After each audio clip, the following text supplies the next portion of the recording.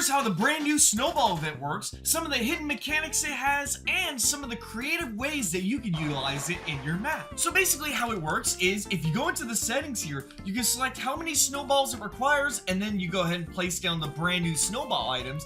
And once the Snowball has all of its items, and we got ourselves a full-size Snowball. It is an unanchorable object. First of all, if you go into the settings of the Snowball and you set it to 0, it will make the Snowball already active. I don't even need any snowballs. I am able to start moving the Snowball immediately.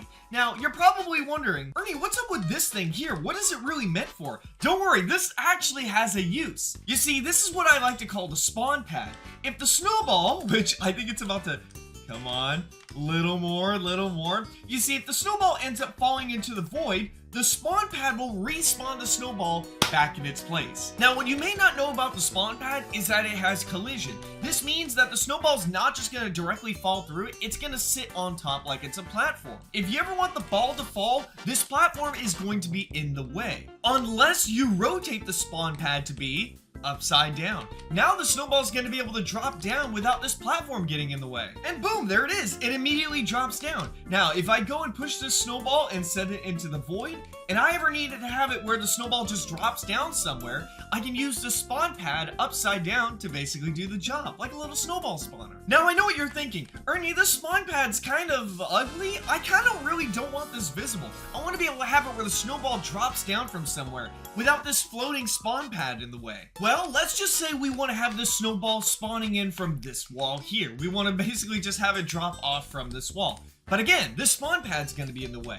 Well, a way that you can actually fix this is to offset the Snowball. First, what you're going to do is you're going to take your Snowball, you're going to move it away from the wall like so, and then you're going to go over here and grab yourself a basketball cart.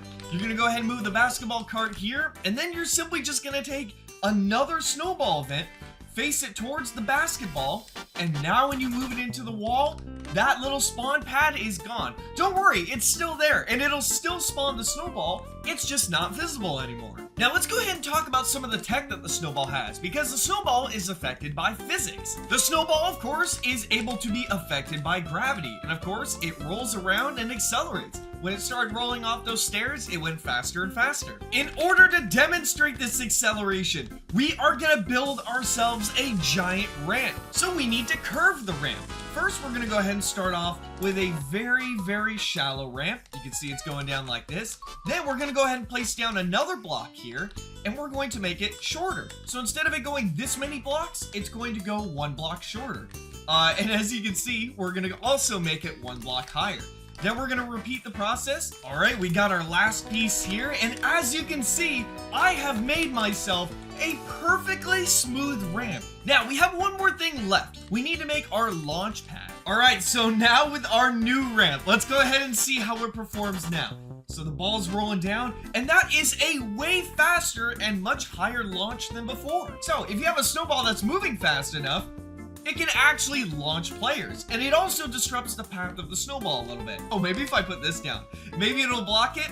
Oh, it actually does. But when this ball is carrying acceleration, just keep in mind, oh yeah, sometimes it even ragdolls players as well. The opposite does apply as well. You also need a smooth ramp in order to push a Snowball upwards. Now I'm gonna go ahead and show you one of the more fun aspects in tech of the new Snowball. And that new aspect is, you can roll on top of it like a ball. Now, you don't want to immediately hold down the left key, otherwise you're just going to slip off. What you're going to want to do is you're going to want to ease into it. So you're going to stay on the edge, tap your key, and once we go at a fast speed, it will prevent me from falling off the ball, as long as I am in the center. There's actually some clips here where you can go at very fast speeds and stay on the ball. These are what I like to call snowball tracks. So when you roll a snowball onto a snowball track, you'll notice it starts wobbling and then it fits directly in place. It will make it so that the snowball can't be moved on the sides. It can only roll from forward to backwards. Now there's some other ways you can make snowball tracks too.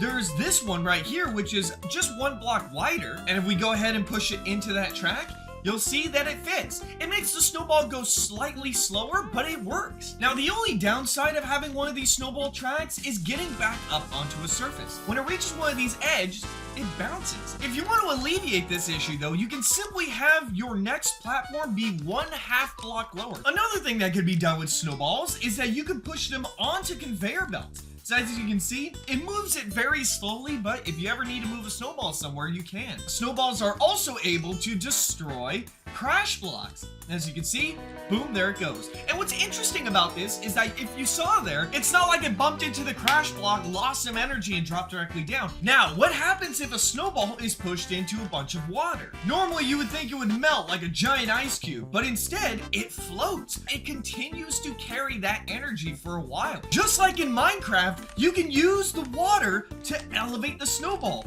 Once the snowball hits the water, it'll continue to rise up until it gets to the very top. So it acts as a really nice elevation system. And then what we're gonna do is we're gonna go ahead and add a timer. And this is very simple, by the way. So if you're not good at links, this is fine. We're gonna keep this first block in the back powered. We're gonna hook this up directly to a timer. And then we're gonna have our timer hooked directly up to our second block. And we can go ahead and set our timer to 0.4 seconds. And then finally, we're gonna take our powered blocks and we're gonna move them back into place. So now that our snowball is sitting here at the very top, let's go ahead and hit this lever and see what happens. So it pushes it and boom, there it is. That's how you can make a working pusher. Now here are some cool things that you can make in your maps with the snowball. You can use the snowball event for puzzles. Let's just say you got a giant pit of acid here. There's no way to get across. There's no planks to save you or nothing.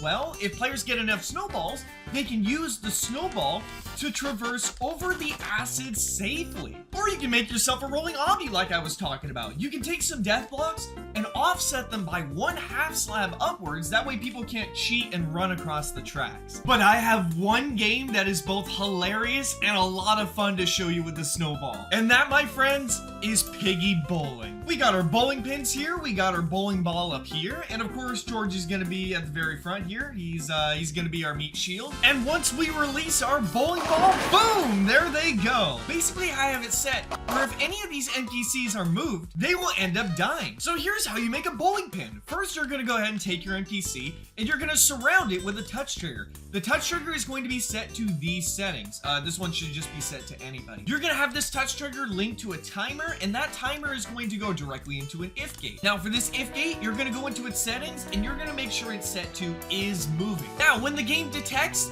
that Georgie has moved, it's going to do two things. The first thing it's going to do is it's going to play a sound effect. Here's the ID if you want the bowling pin sound effect. And I actually have it set up here, and I have it set to this. And the second thing it's going into is a power death block. The power death block is going to kill whoever triggered it, which is going to be Georgie, and you're going to want to make sure these three settings are enabled. Now, the reason why you have the timer here is because when the NPCs load in, they actually move, and it causes them to die as soon as they spawn. So having a 1-second timer here will prevent that. But I want to know right now, what kind of tech have you found for the snowball? Let me know your discoveries in the comments section. I was being serious, by the way. Do it now.